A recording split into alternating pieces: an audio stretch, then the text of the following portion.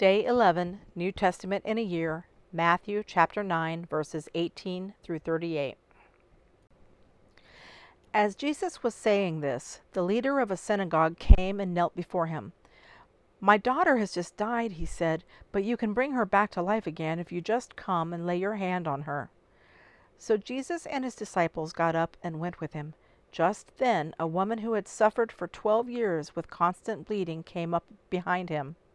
She touched the fringe of his robe, for she thought, "If I can just touch his robe, I will be healed."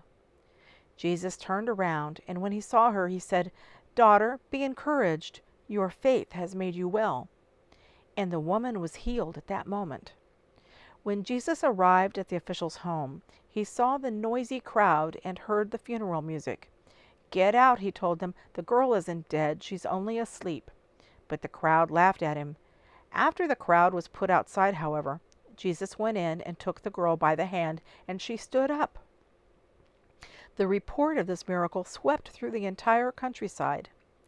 After Jesus left the girl's home, 2 blind men followed along behind him, shouting, "Son of David, have mercy on us." They went right into the house where he was staying, and Jesus asked them, "Do you believe I can make you see?" "Yes, Lord," they told him, "we do." Then he touched their eyes and said, "Because of your faith, it will happen." Then their eyes were opened and they could see. Jesus sternly warned them, "Don't tell anyone about this." But instead they went out and spread his fame all over the region.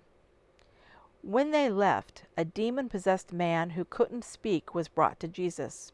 So Jesus cast out the demon, and then the man began to speak. The crowds were amazed. "Nothing like this has ever happened in Israel," they exclaimed.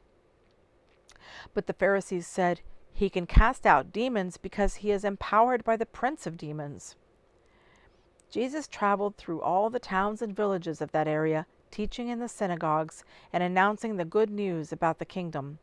And he healed every kind of disease and illness. When he saw the crowds, he had compassion on them because they were confused and helpless, like sheep without a shepherd.